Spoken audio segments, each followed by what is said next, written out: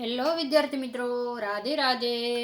તો ડીએલએડ કે પીટીસી એનું એડમિશનની પ્રક્રિયા તમારી શરૂ થઈ જવાની છે ટૂંક સમયમાં, બરાબર.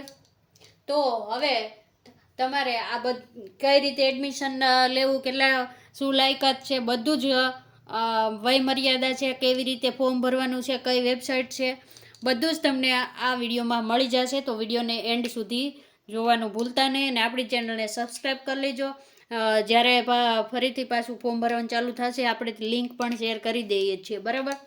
તો ઓનલાઈન અરજી ફોર્મ છે ને, મિસ્ટેક થઈ ગઈ, 24 તારીખ 24/6/2026 5/7/2026 સુધી ભરાશે ઓનલાઈન. જે મિત્રોને ડીએલએડ કરવું છે, જે મિત્રોને શિક્ષક બનવું છે 1 થી 8 ધોરણમાં, બરાબર, એ મિત્રોએ આમાં ફોર્મ ભરવાનું હોય તો એની ઓનલાઈન અરજી શરૂ થવાની છે 24/6/2026 થી 5/7/2026.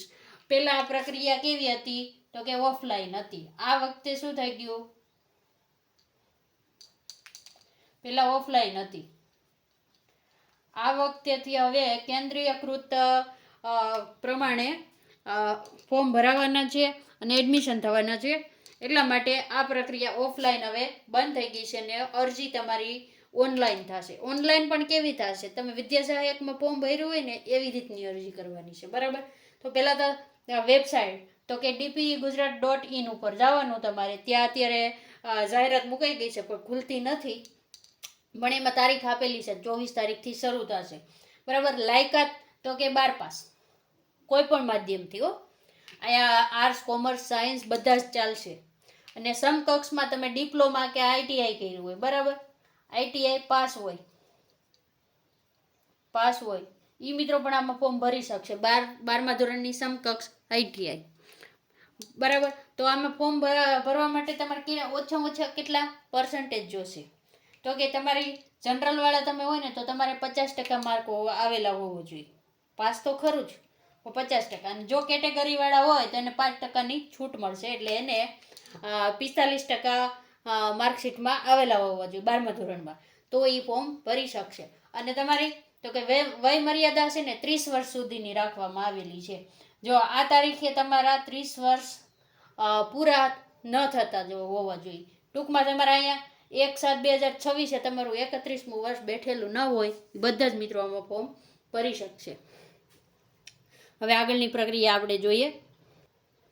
પહેલાં તો તમે ફોર્મ ભરશો ને એટલે તમે જે ફોર્મમાં તો કે તમારે 12મા ધોરણના જે ડોક્યુમેન્ટ છે એમાં 12મા ધોરણની માર્કશીટ, ટ્રાયલ સર્ટી અને બીજું છે એલસી 12મા ધોરણનું તમારું, બરાબર.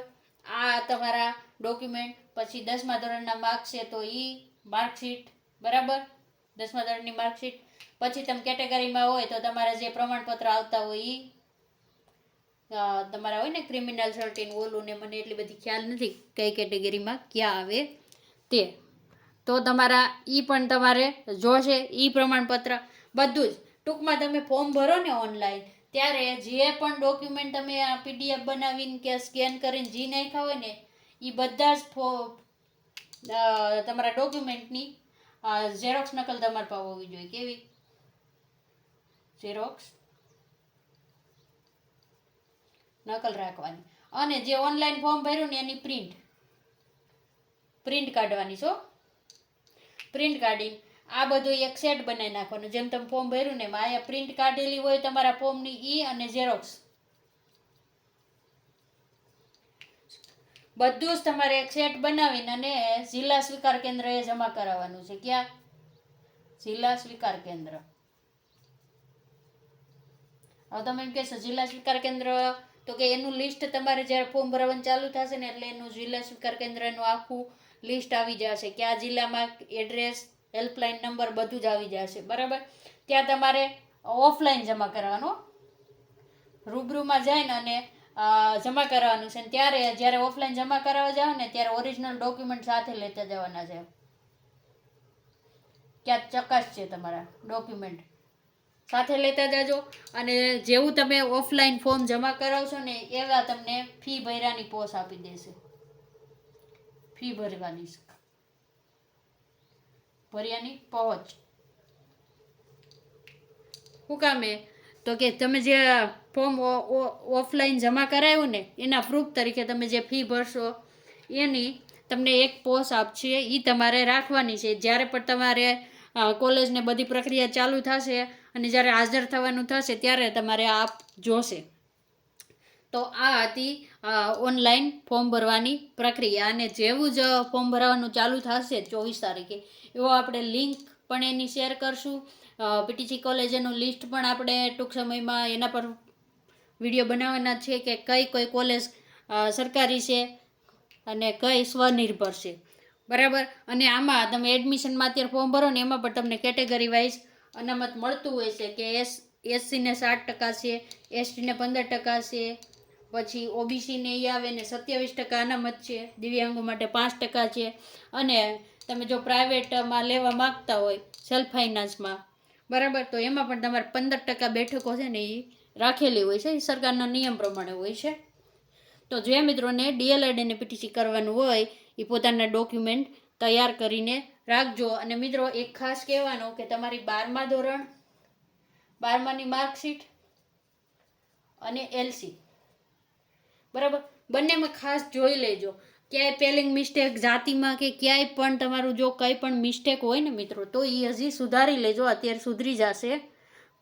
પછી જો એકવાર તમે આમાં જમા કરાવી દીધું ને આગળ પ્રોસેસમાં થઈ ગયું તો તમારું એલસીની કાંઈ સુધરશે નહીં. એટલે ખાસ એલસીમાં એક પણ અક્ષરની કે ભૂલ નથી ને, અને માર્કશીટમાં પપ્પાના નામમાં ને અટકમાં ક્યાંય ભૂલ નથી ને એ ખાસ ચેક કરી લેજો, બરાબર. તો તમારી પાસે 4-5 દિવસનો ટાઈમ છે, તમે સુધારી શકો છો. અને એલસી છે ને આજીવન ચાલતું હોય છે.